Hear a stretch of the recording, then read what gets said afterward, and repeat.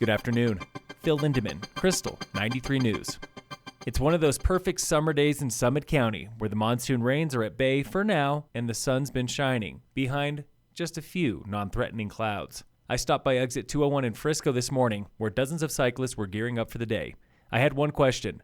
Are you riding a manual bike or an e-bike? I do. I just got one in April and I love it. A specialized bike, no power assist. A manual will be my choice, but 7 straight miles uphill, I'm taking the e-bike. I assumed the old school would grumble about the new school, and the new school would be oblivious to the old school.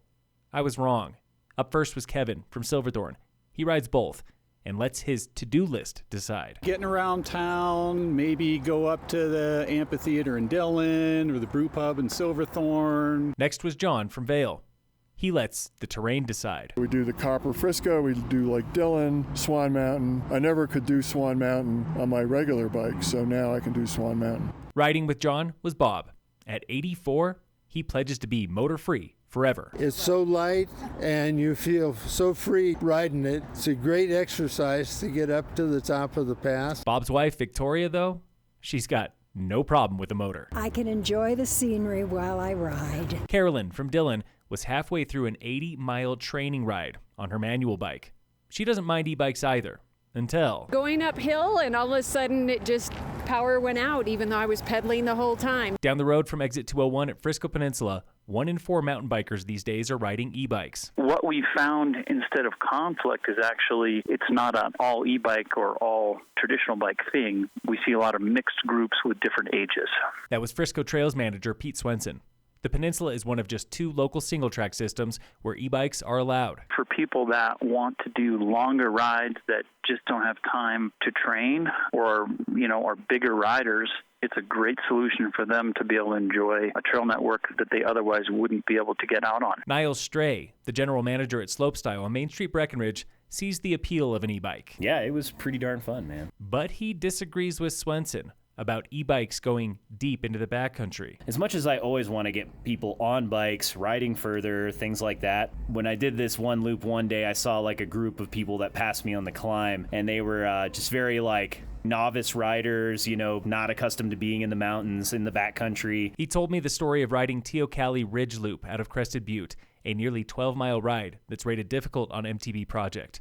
And those riders who passed him, no spare tubes, no food, barely any water. There are probably some instances where the e-bikes might throw inexperienced people into far out places. This tension between technology and training is one big reason search and rescue groups are busier than ever. The technology of the equipment made it easier, I think, for people with less experience to be able to get back there. That was local rescue coordinator Glenn Kratz. And the other reasons they're busy? Our population here in the county is increased. Tourism is booming. So it's just statistical. You got more people in the woods, you're going to have more people getting into trouble. Which brings me back to Bob from Vail. The last thing he said to me before leaving with a group of 13, he wishes the parking lot there at exit 201 was bigger. A local author, Charlotte Clark, is celebrating the 3rd edition of her local hiking guide, The Mines of Frisco and Beyond. One day at the post office, I saw a mine from the post office front door, and I thought, what is that? So I started exploring. Clark published her first guide 20 years ago. This latest edition has doubled the content, supplemented by Frisco Historic Park manager Blair Miller. So many people will come in and tell us that they've gone up and down the rec path for the last 10 years and they've never looked up to the left to see the mine that's sitting 10 feet off the trail. That includes Frisco Tunnel, the mine Clark spotted from the post office on the north side of Mount Royal. There are some way up the mountains which are more interesting and, what do I want to say, a challenge to get to. But for those who hike up there, that's where the best remains are. Join Clark and Miller tomorrow at the Frisco Historic Park for a book launch party, 4 to 6 p.m. There will also be music, food, and beer sales from FDRD. Local fire danger remains moderate today in Summit with no fire restrictions. In sports, the Rockies open a weekend series with the Cardinals today at 6:15.